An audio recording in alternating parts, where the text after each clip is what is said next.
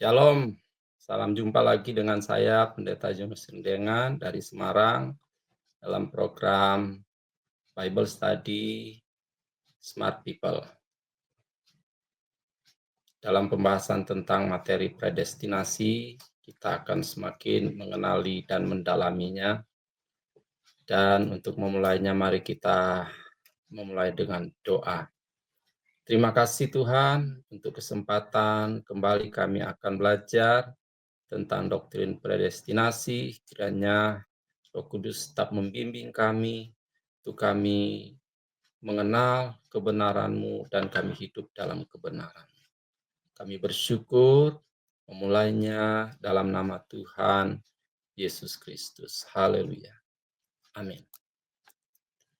Baik, puji Tuhan, sesi ini adalah sesi yang terakhir dalam pelajaran ini, karena materi ini sekali lagi diuntukkan bagi pemula teologi untuk mengenali tentang ajaran-ajaran firman dan bisa menjadi dasar dari kehidupan sebagai umat Tuhan, bahkan di dalam pelayanan pekerjaan Tuhan. Kita sudah melihat tentang sejarah predestinasi sampai pada masa Calvin, bahwa di masa ini ada beberapa tokoh terkemuka yang sudah hadir dan menyampaikan gagasannya, pandangannya tentang hal ini.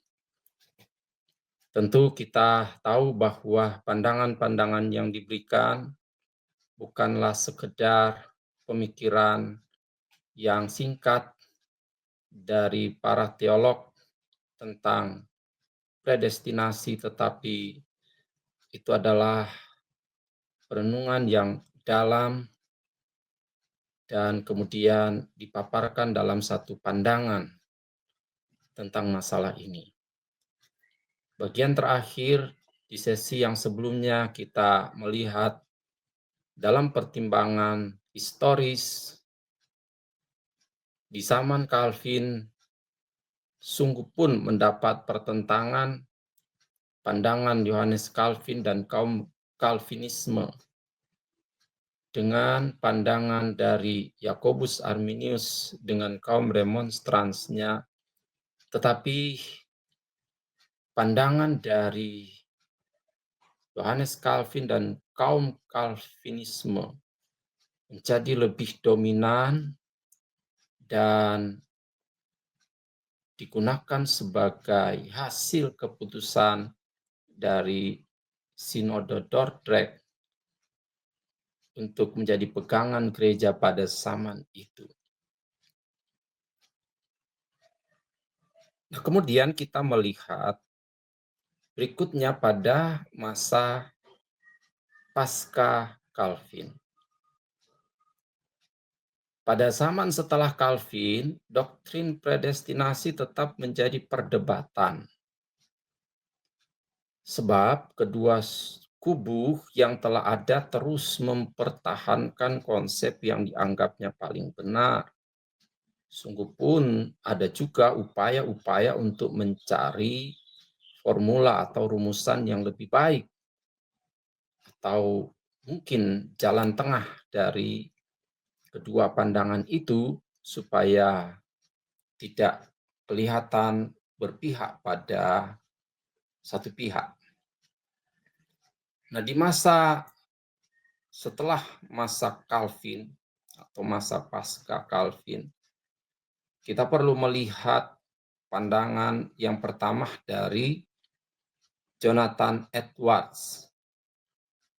Jonathan Edwards hidup pada tahun 1703 sampai 1758. Tony Land menuliskan beberapa komentar dari pandangan Edwards, bahwa ia menekankan secara khusus tentang murka Allah yang menyebabkan kebangkitan rohani. Jonathan Edwards, seorang lawan yang tidak kenal mundur terhadap Arminius.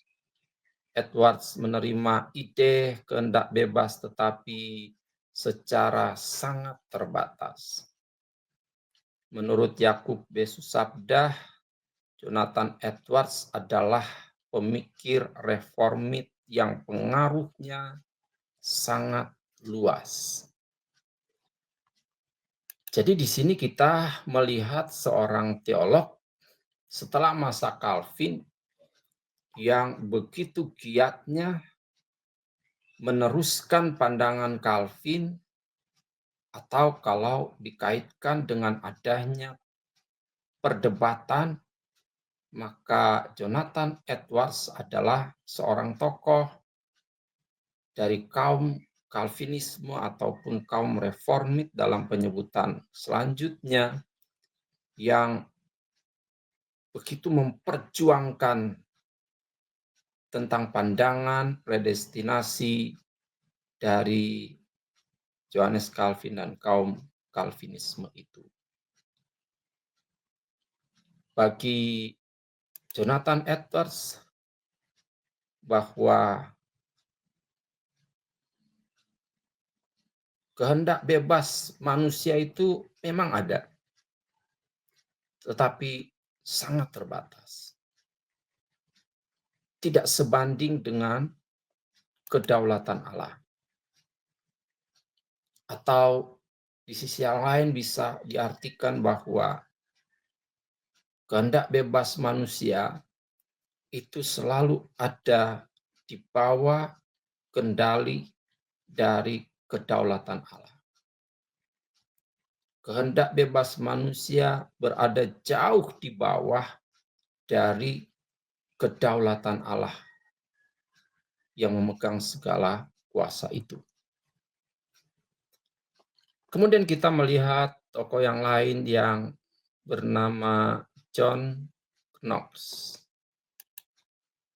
John Knox adalah seorang teolog yang hidup pada tahun 1513 sampai 1572 sebelum dari Jonathan Edwards sebenarnya, di mana dia mengungkapkan predestinasi itu agar kita hidup adalah tujuan kekal dari Allah.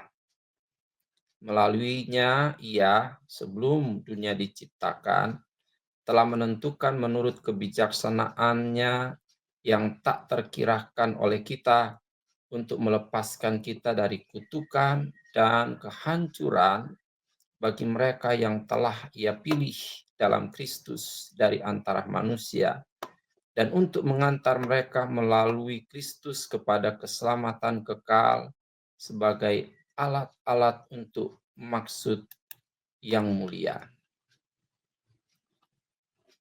Pandangan dari John Knox itu juga sangat jelas beraliran Calvinisme. Ada kedaulatan Allah yang sangat menonjol yang disampaikan, dipaparkan dalam pandangannya. Selanjutnya kita melihat tokoh yang lain yang sangat dikenal dalam sejarah gereja, yaitu John Wesley dan Charles Wesley.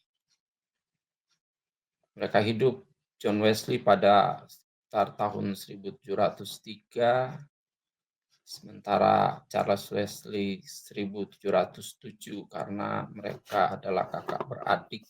Jadi mereka hidup pada masa yang bisa dikatakan sama. Jadi masa pasca Calvin, kita perlu melihat tokoh-tokoh ini, yaitu John dan Charles Wesley, sebab sejarah mencatat mereka adalah pelopor kebangunan rohani. John Wesley yang lahir tahun 1703, sedangkan Charles Wesley tahun 1707, dinyatakan mengalami pertobatan yang berbeda tetapi tidak jauh waktunya juga. Jadi Charles Wesley itu mengalami pertobatan 3 hari sebelum John Wesley mengalami pertobatannya. Namun kedua tokoh ini dikenal sebagai pengkhotbah Injili tentang keselamatan oleh iman dalam Yesus Kristus. Melalui kedua tokoh ini lahirlah kemudian pengikut-pengikutnya yang dikenal dengan Wesleyan. Ronald H. Nash mengutip doktrin mereka dalam tulisan dari Thomas R. Schreiner. Apa yang umum diterima oleh manusia tentang teori anugerah Prevenient Wesleyan adalah bahwa kemerdekaan yang hilang karena dosa Adam dipulihkan hingga cukup untuk memampukan manusia memilih keselamatan. Anugerah Prevenient memampukan kita untuk memilih atau menolak Allah. Sebagai orang berdosa keturunan Adam, mereka tidak memiliki kemampuan untuk melakukan yang baik atau memilih yang benar. Namun, sebagai penerima anugerah Prevenient, mereka sekali lagi dapat memilih yang baik.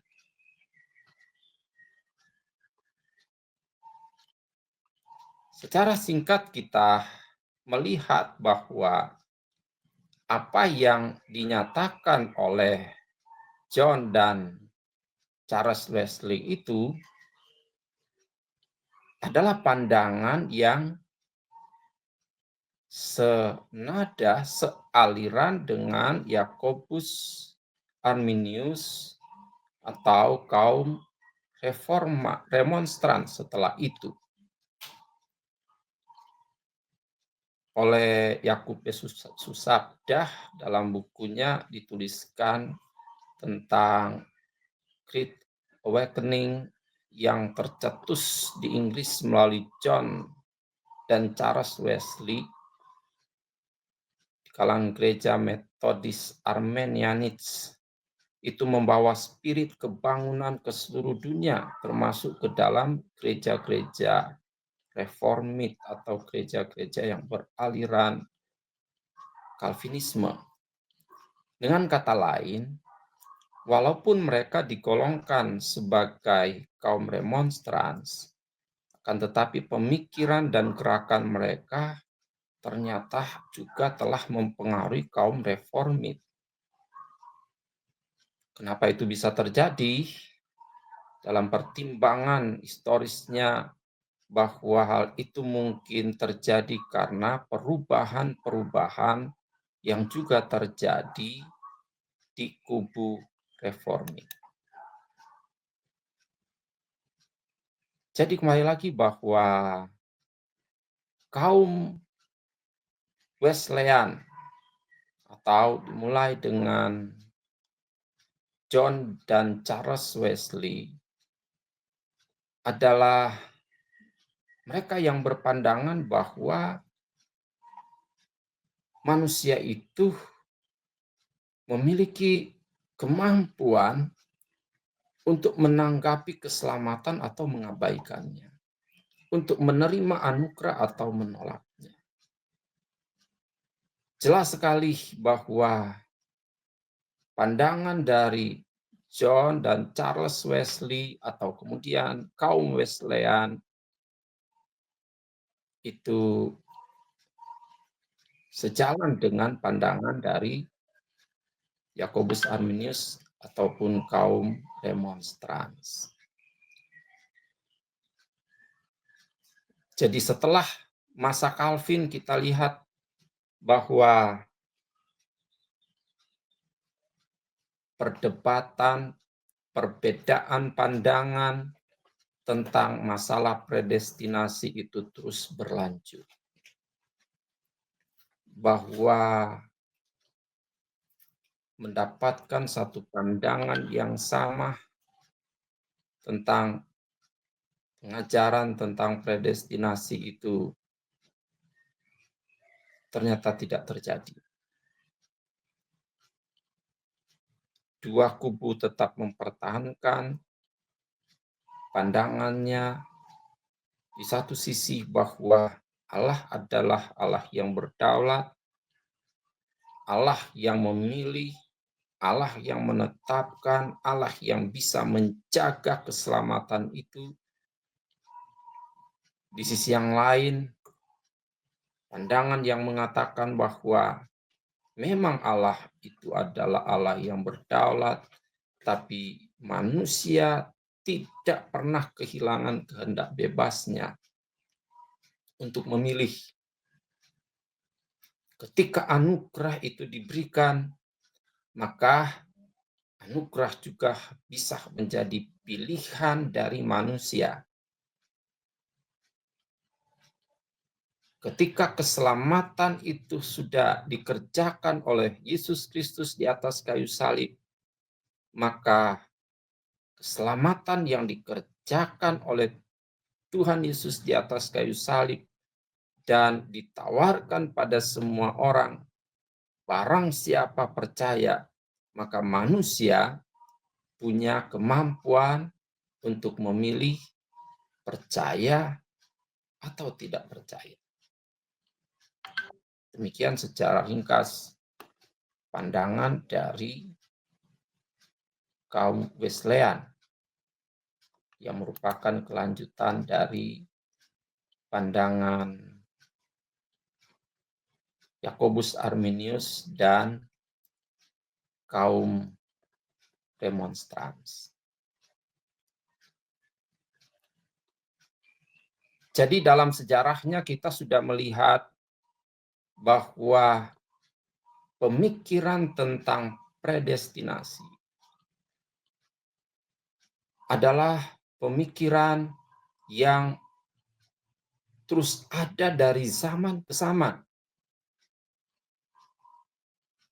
Sejak gereja mulai menggeluti, mulai mendalami tentang ajaran-ajaran firman, khususnya dalam Alkitab, hasil kanonisasi melalui karya Tuhan kepada orang-orang yang dipercayakan untuk mengumpulkan dan mengkanonkan Alkitab sebagai firman Allah yang kita percayai, maka ada semangat untuk menggali, untuk mendalami, dan kemudian menemukan satu ajaran dalam Alkitab yang dikenal dengan ajaran atau doktrin predestinasi itu.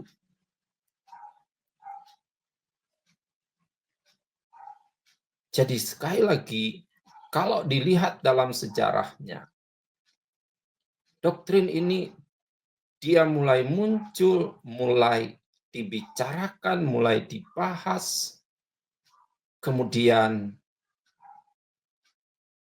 di bawah di dalam pelajaran-pelajaran sekolah, sekolah teologi, sekolah-sekolah yang memang mendalami ajaran-ajaran Tuhan dalam firman-Nya dalam Alkitab. Karena memang doktrin ini adalah doktrin atau ajaran yang bersumber dari Alkitab. Dalam materi ini saya sudah paparkan ada sejumlah ayat Alkitab yang jelas-jelas menuliskan tentang istilah predestinasi.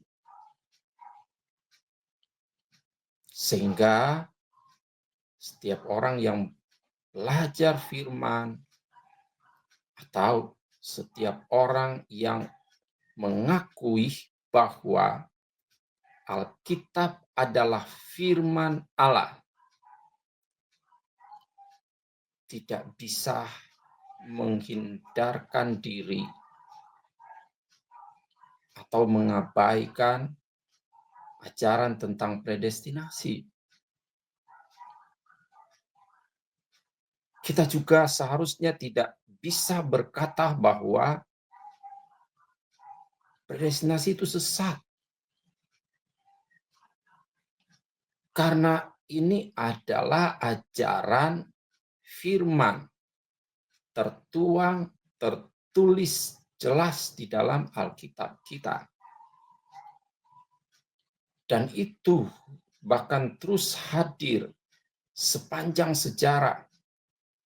Mulai di awal gereja, para teolog mulah-mulah di zaman gereja sudah membahas tentang predestinasi. Paling tidak dalam pelajaran kita sudah melihat seorang teolog terkenal yang bernama Augustinus sudah memaparkan pandangannya tentang predestinasi.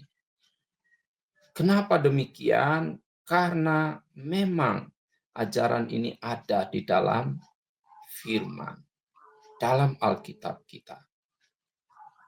Dan begitu terus berlangsung sepanjang sejarah. Sehingga kita yang mau belajar Alkitab sebagai firman Allah harus bersedia untuk menerima bahwa predestinasi ini adalah ajaran firman yang sekali lagi tidak bisa dihindari, tidak bisa diabaikan. Harus kita pelajari, harus kita dalami, paling tidak kita kenali, dan kemudian kita akan putuskan dalam hidup kita sebagai umat Tuhan, pandangan predestinasi yang mana yang sesuai, yang bercermin sepenuhnya kepada firman. Alkitab memang mengatakan kita harus lebih teliti memperhatikan apa yang kita dengar sehingga kita tidak dibawa oleh arus atau kita tidak disesatkan seperti peringatan oleh Tuhan Yesus ketika berbicara tentang akhir zaman. Bahwa Alkitab adalah firman Allah, apa yang ditulis di dalamnya adalah firman Allah, tetapi itu harus kita baca, renungkan, dalami dengan teliti, kata firman Tuhan.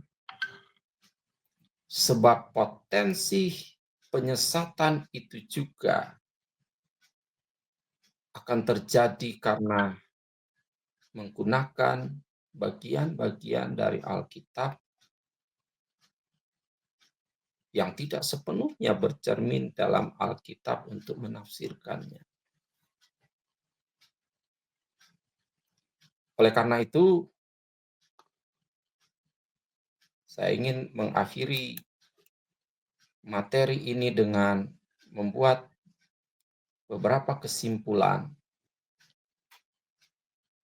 Sungguh pun demikian, izinkan saya untuk membuat kesimpulan ini mungkin kedengarannya subjektif karena saya memaparkan materi ini dan saya harus menyampaikan pandangan pribadi saya dengan melihat kepada sumber dari ajaran kita, yaitu firman Allah tentang predestinasi itu, yang sekali lagi bertumpu pada dua percayaan utama, yaitu antara kedaulatan Allah atau kebebasan manusia. Memang dalam keterbatasan waktu ini, saya tidak bisa memaparkan lebih banyak tentang ada aliran yang mengambil jalan tengah seperti setelah Calvinisme dengan Remonstrans yang muncul, kemudian ada yang namanya kaum Calvo-Armenian. Calvo-Armenian adalah kelompok yang berusaha memadukan dua kubu ini, dua pandangan ini, dua tumpuan dari pandangan tentang kedaulatan Allah dan kehendak manusia yang disatukan.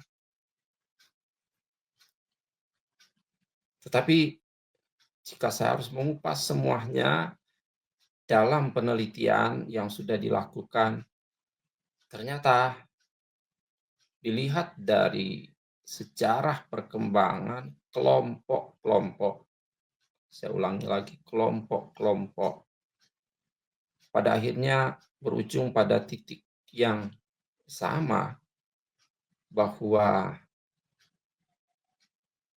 pada akhirnya ada upaya untuk harus mengabaikan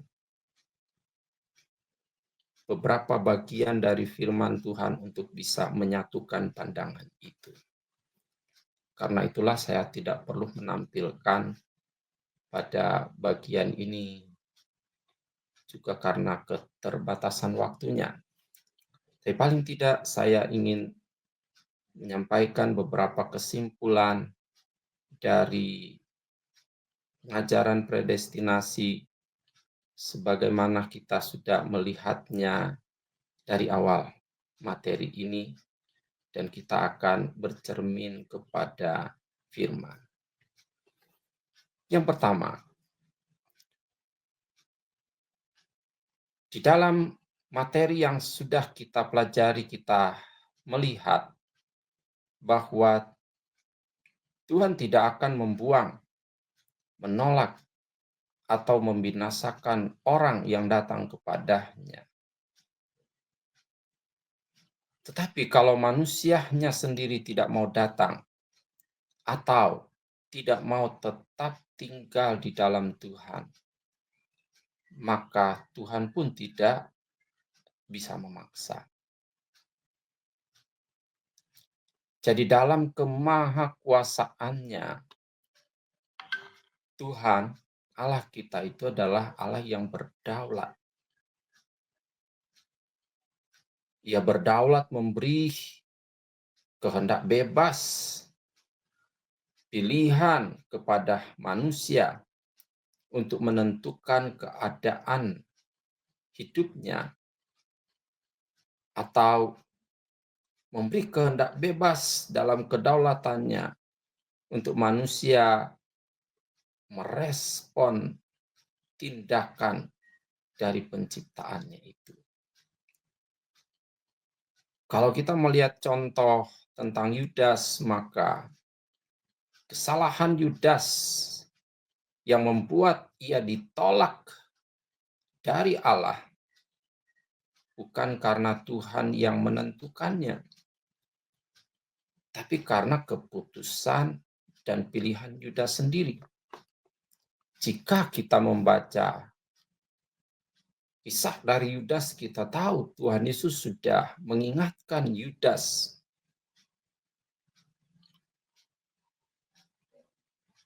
bahwa dia harus membuat pilihan untuk dirinya sendiri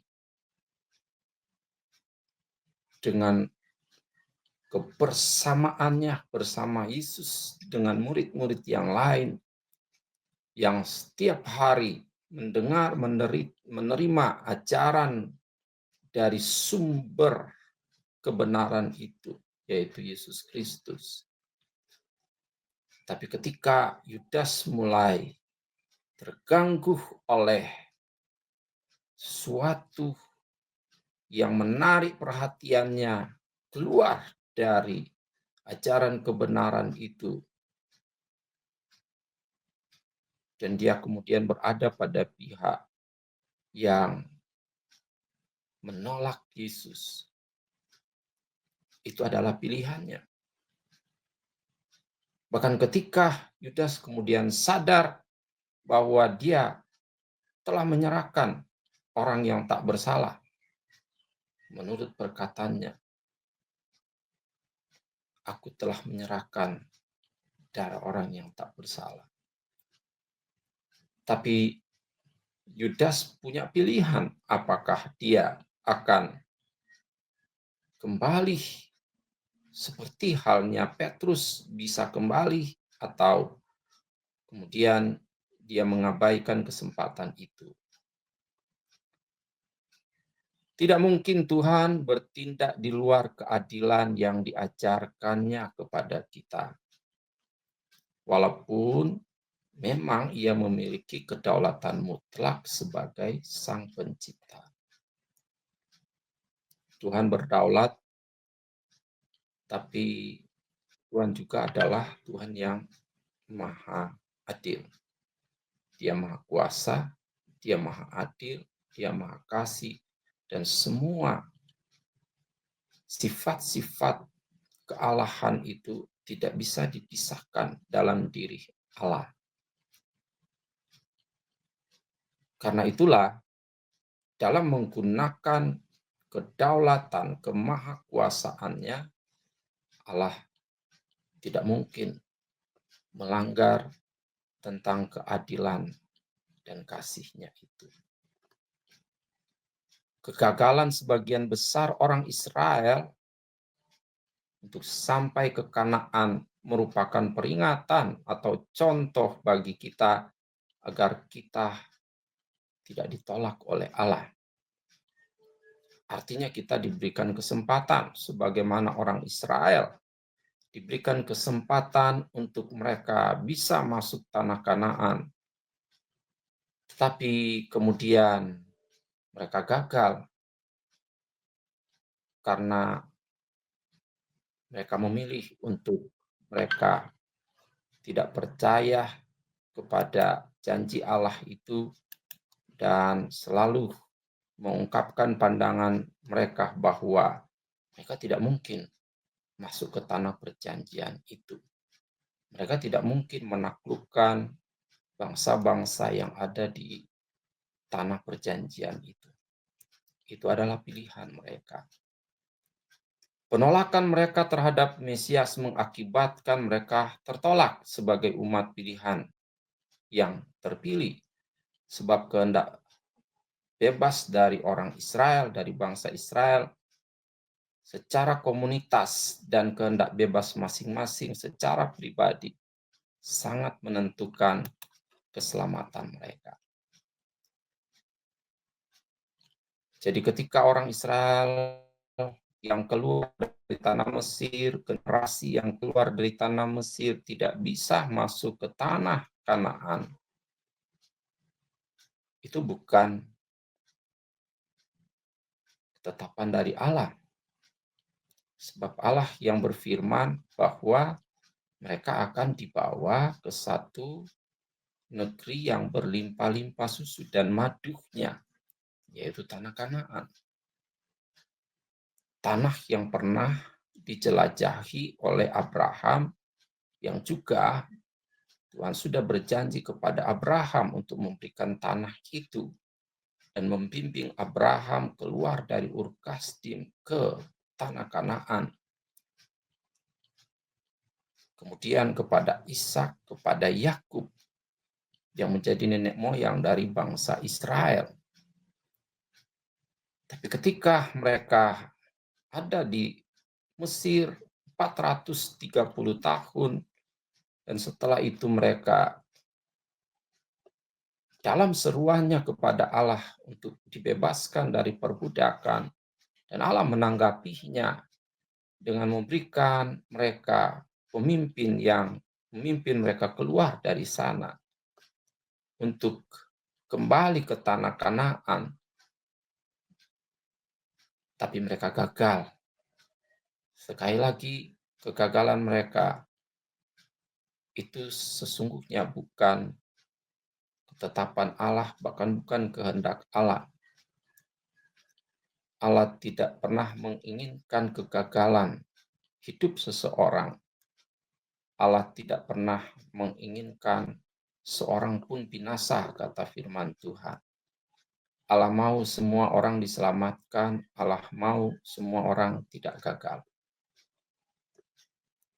Tapi kegagalan itu adalah konsekuensi dari sikap mereka, sikap bangsa Israel, baik secara bangsa maupun secara pribadi. Kemudian ketika Tuhan mengatakan bahwa Ia memilih Yakub, pemilihan itu bisa dilakukan tidak lepas dari keberadaan Allah. Artinya itu berdasarkan tatanan yang ada dalam diri Allah. Itu berdasarkan semua atribut kealahan yang Maha Tahu, yang Maha Adil, yang Maha Kuasa, yang Maha Kasih, yang Maha Hadir, dan seterusnya. Jadi ketika dikatakan Allah memilih Yakub, itu bukan pilihan berdasarkan kesewenangan Allah, tetapi itu berdasarkan keadilan Allah dan kemahtahuannya. Jadi ada dasar dari tindakan Allah yang tidak merusak prinsip dan hakikat keadilan Allah dalam menetapkan seseorang apakah selamat atau tidak, atau binasa. Prinsip dari hakikat kealahan ini harus dipahami dan dipercayai oleh setiap kita.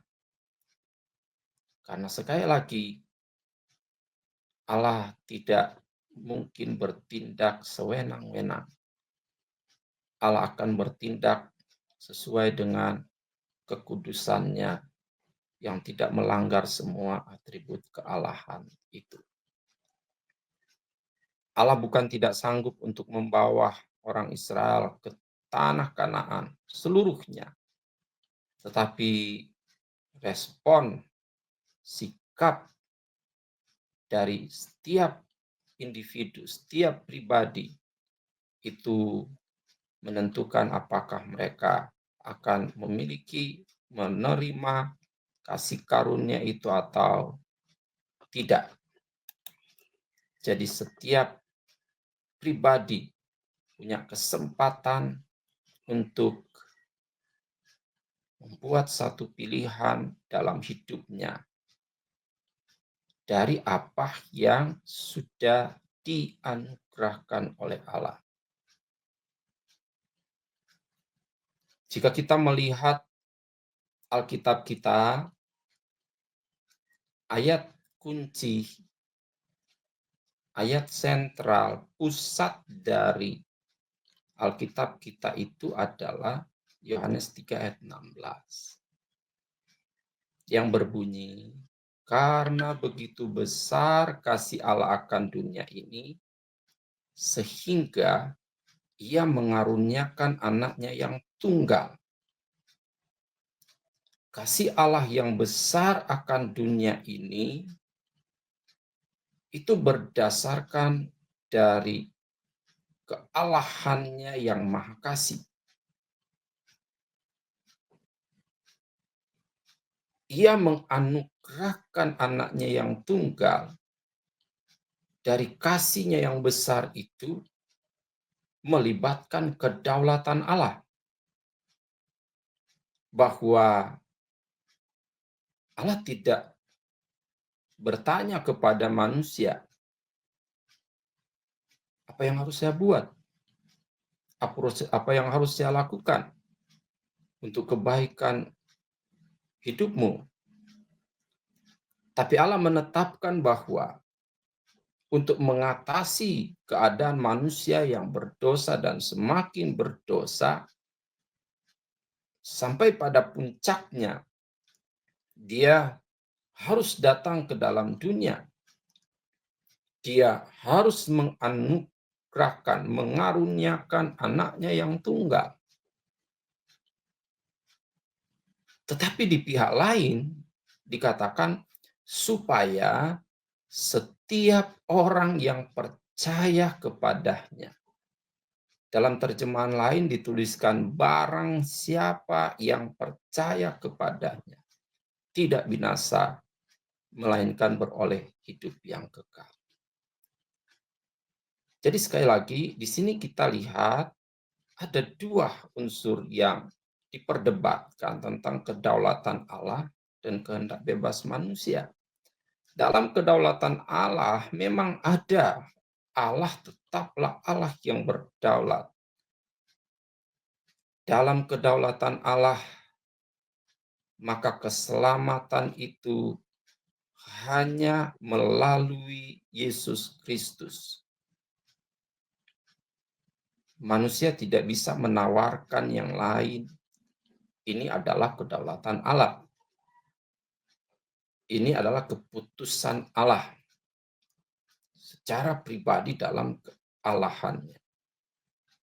Dalam kedaulatan Allah, Allah mengaruniakan anaknya yang tunggal di dalam kasih Allah yang besar kepada dunia. Itu juga bukan berdasarkan permintaan manusia, tapi berdasarkan keputusan Allah yang berdaulat. Dan dalam kedaulatan Allah, untuk selamat harus melalui Yesus Kristus. Tidak ada jalan yang lain. Yohanes 14 ayat 6, Tuhan Yesus juga mengucapkan, Akulah jalan dan kebenaran dan hidup. Tidak ada seorang pun yang bisa datang kepada Bapa kalau tidak melalui aku. Dan tidak ada yang bisa mengganggu-gugat keputusan Allah bahwa untuk orang bisa terhubung dengan Allah hanya melalui Yesus Kristus. Tidak ada yang lain dalam dunia ini. Kisah Para Rasul pasal 4 ayat 12 menyatakan bahwa di bawah kolong langit ini tidak ada nama lain yang olehnya manusia bisa diselamatkan selain dari dalam nama Yesus Kristus itu. Tidak ada yang bisa mengganggu-gugat bahwa ada nama lain yang bisa ditawarkan untuk itu. Keputusan Allah yang berdaulat, manusia bisa diselamatkan hanya oleh nama Yesus. Dalam Yohanes pasal 3 ayat 13 juga dipaparkan bahwa Dia itu yang dari sorga dan kemudian dia kembali ke sorga yang bisa membawa orang ke surga. Tidak ada yang bisa menawarkan yang lainnya. Tokoh-tokoh Alkitab yang terkemuka, yang dipercayai oleh siapapun dalam Alkitab, selain Yesus, tidak ada yang bisa diusulkan untuk membawa orang ke surga. Hanya ada satu pribadi yang bisa membawa orang ke surga, yaitu Yesus Kristus. Karena dia datang dari surga, kata firman Tuhan. Kalau boleh saya artikan, karena hanya dia yang tahu surga itu di mana. Sehingga hanya dia yang bisa bawa orang ke surga. Kalau ada satu tokoh dalam dunia ini yang surga saja tempatnya dia tidak tahu di mana, kemudian dipercayai, diusulkan untuk bisa bawa orang ke surga, maka pasti tidak akan sampai ke surga. Dan yang paling penting adalah tidak ada yang direkomendasikan oleh Allah untuk bawa orang ke surga selain Yesus. Yang dari surga datang ke dalam dunia dalam satu proses yang diuraikan dalam Filipi pasal 2 ayat 9 sampai 11. Dia mengosongkan dirinya, mengambil rupa seorang hamba, datang ke dalam dunia menjadi sama dengan manusia, dan dalam keadaan sebagai manusia dia taat sampai mati, bahkan sampai mati di atas kayu salib. Dan setelah itu dia bangkit dari antara orang mati, dia dikaruniakan nama di atas segala nama, sehingga setiap lutut itu seharusnya bertelut menyembah dia. Setiap lidah seharusnya mengaku bahwa Yesus Kristus adalah Tuhan. Dia adalah satu-satunya jalan yang ditetapkan dalam kedaulatan keputusan Allah untuk keselamatan. Tapi sekali lagi Yohanes 3 ayat 16 itu juga menyatakan bahwa apa yang diberikan Allah dalam kedaulatannya itu akan melibatkan pilihan dari manusia supaya setiap orang yang percaya kepadanya, atau terjemahan lain, barang siapa yang percaya kepadanya tidak binasa melainkan beroleh hidup yang kekal. Jadi ada kehendak bebas keputusan manusia yang harus diambil di sini. Barang siapa percaya, kalau mau percaya, kalau mau memutuskan percaya, jika kita bandingkan dengan ayat sebelumnya, Yohanes 3 ayat 3 sampai 5, ketika seseorang dilahirkan kembali, yang mau dilahirkan kembali. Jika kita bandingkan dengan Matius pasal 7 ayat 21 sampai 22, jika mau melakukan kehendak Allah, karena berseru-seru, tahu berseru kepada Tuhan, Tuhan itu tidak menjadi jaminan. Dia harus memutuskan untuk dia melakukan kehendak Allah. Dalam Kolose pasal 3 ayat 1 sampai 3, ketika orang mencari, berusaha memikirkan perkara-perkara yang di atas, melibatkan satu keputusan dari manusia untuk menanggapi apa yang Allah telah anugerahkan berdasarkan kedaulatan Allah itu. Jadi di sini kita lihat bahwa keselamatan itu sesungguhnya melibatkan kedaulatan Allah yang aktif, tapi juga melibatkan pilihan manusia yang aktif. Ini harus berpadu sehingga terjadilah apa yang Tuhan kerjakan, anugerahkan pada manusia.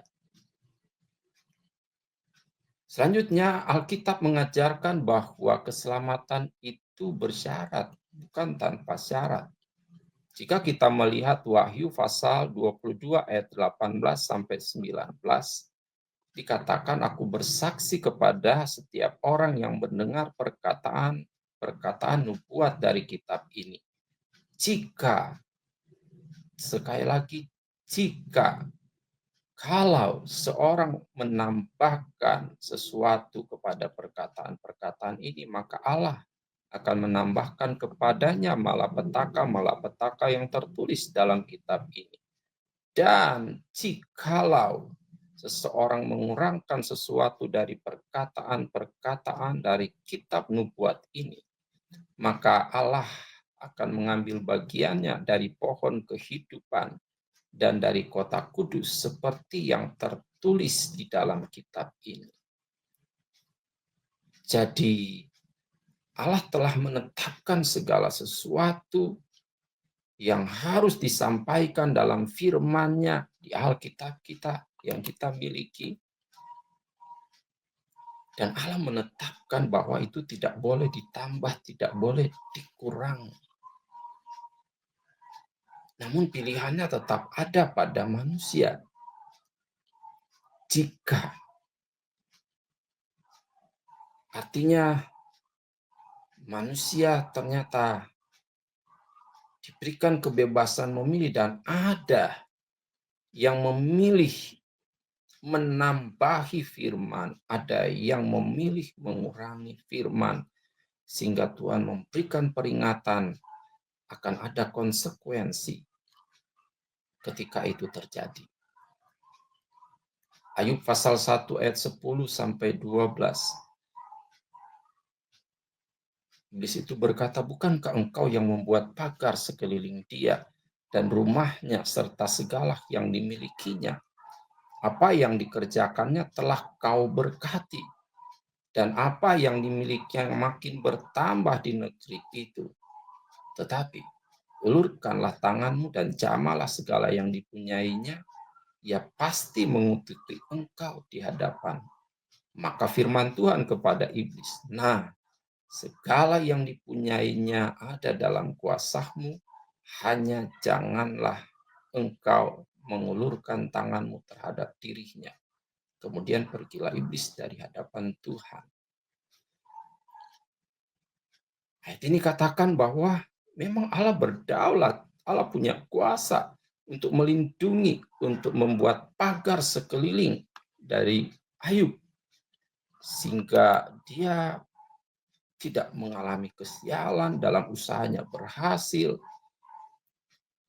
Tapi Allah juga bisa mengizinkan bahwa pagar itu diambil dan Ayub diganggu oleh kuasa iblis.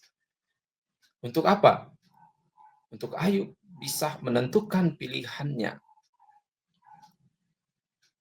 Apakah dia akan tetap dengan Allah atau tidak. Selanjutnya kita melihat bahwa Allah itu berdaulat, namun Allah membatasi kuasa. Memang Allah kita Allah berdaulat. Kalau Allah menggunakan kedaulatannya, manusia memang tidak bisa menolaknya. Kalau Allah berkata bahwa tidak ada pilihan apapun dari manusia, memang bisa.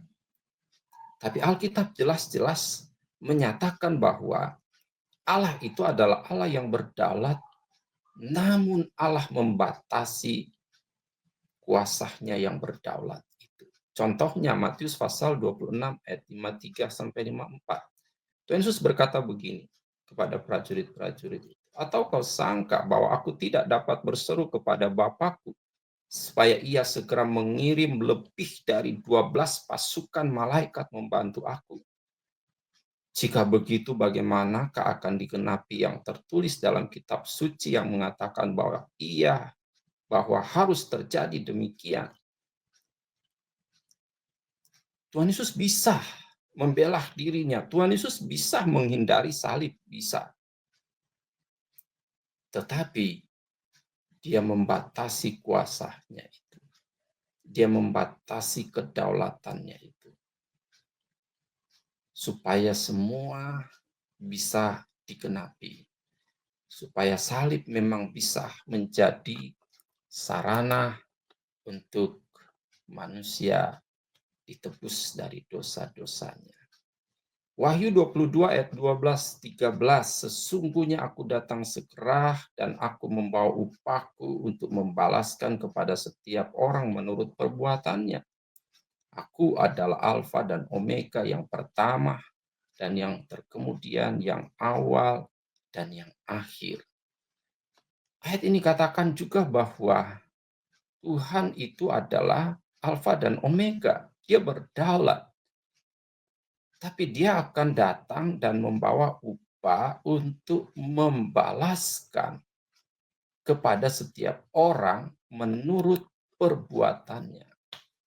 Membalaskan kepada setiap orang menurut perbuatannya, itu berarti bahwa setiap orang diberikan kebebasan untuk dia melakukan apa yang baik, apa yang benar, apa yang akan mendatangkan upah mahkota dari Allah. Karena upah itu akan diberikan berdasarkan apa yang diperbuat, dikerjakan oleh manusia. Jadi kedaulatan Allah tidak mengharuskan setiap tindakan manusia atau yang bukan manusia ditentukan lebih dahulu menjadi bagian dari rencananya atau bahkan keinginannya. Yang berdaulat tidak dapat memerintah ketaatan yang rela.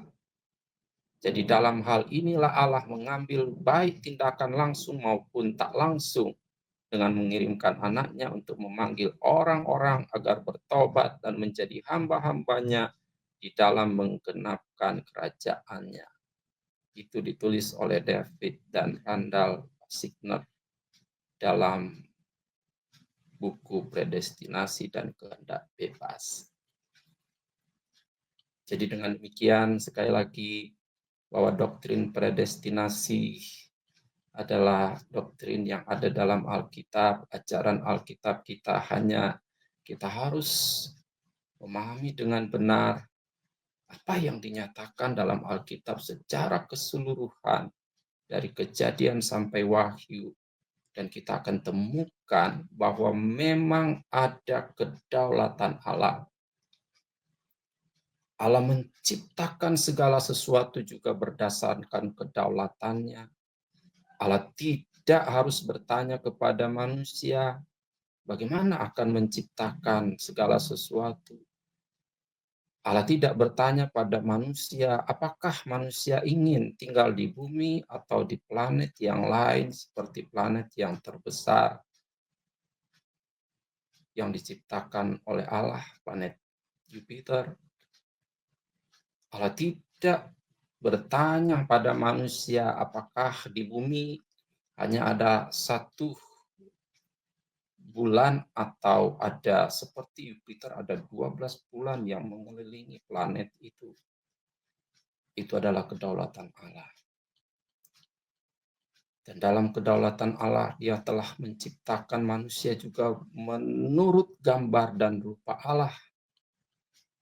Tidak menurut binatang-binatang yang lain yang sudah diciptakan. Allah juga berdaulat untuk pada manusia itu dihembusi dengan nafasnya, tidak kepada ciptaan yang lainnya.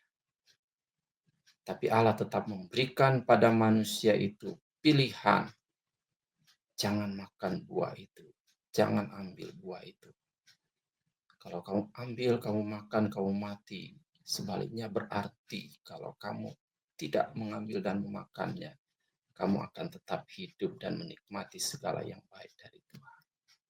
Tuhan menolong kita, kiranya melalui materi ini, paling tidak kita mengenali ajaran tentang doktrin predestinasi, eksistensinya ada dalam Alkitab, dan kita harus hidup menurut firman di dalam Alkitab, melihatnya secara keseluruhan tentang karya keselamatan dari Allah, dari Kejadian sampai Wahyu, dan apa yang harus kita lakukan dalam hidup kita. Tuhan memberkati kita semua. Kiranya pelajaran ini juga memberkati kita dan membawa kita untuk selalu teliti di dalam kebenaran dan rindu untuk menikmati kebenaran itu yang membimbing kita dalam seluruh kehendak Allah. Tuhan Yesus memberkati. Saya akhiri dengan doa. Mari kita berdoa. Terima kasih Tuhan, Engkau baik bagi kami, kebenaran sudah disampaikan, Engkau berkarya lebih jauh dengan karya Roh Kudus bagi hidup kami semua, untuk kami mengerti dan kami hidup dalam kebenaran-Mu selalu. Terpujilah Tuhan, kami bersyukur untuk materi ini. Tuhan sempurnakan dengan karya. Dalam nama Tuhan Yesus Kristus. Haleluya. Amin. Puji Tuhan, Tuhan Yesus memberkati kita semua. Haleluya.